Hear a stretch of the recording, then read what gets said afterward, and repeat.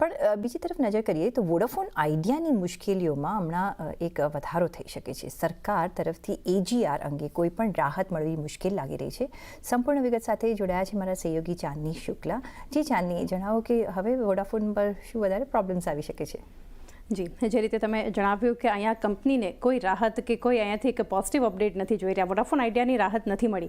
AGR મુદ્દે અગર જોઈએ તો AGR પર સરકારને કોઈ રાહત નથી.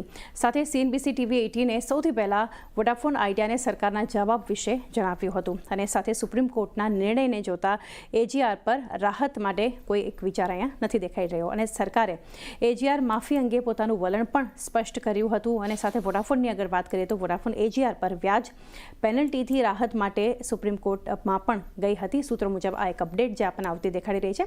સાથે વોડાફોન આઈડિયાને જે રાહત નથી મળી તો અહીંયા સોલિસિટર જનરલે સુપ્રીમ કોર્ટમાં સામે જે છે સરકારનું વલણ સ્પષ્ટ કર્યું હતું અને કેન્દ્ર સરકાર AGR માફ નહીં કરી શકે એ પણ એક અપડેટ છે અને સાથે સુપ્રીમ કોર્ટે વોડાફોનની અરજી નકારી કાઢી હતી. સાથે જ SCએ નવી અરજી દાખલ કરવા પર પણ આશ્ચર્ય વ્યક્ત કર્યું હતું.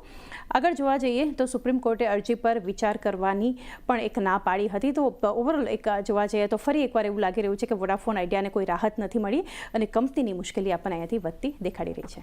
જે ચાંદની, ઘણો આભાર તમારો અમારી સાથે જોડાવા બદલ. તો યસ, વોડાફોન આઈડિયા ઘણું બધું ગવર્મેન્ટ ઇન્ટરેસ્ટ લઈ રહી છે, ઇન્વેસ્ટ કરી રહ્યું છે, પણ મુશ્કેલીઓનો હજી અંત નથી આવતો દેખાતો. પણ માર્કેટ પર નજર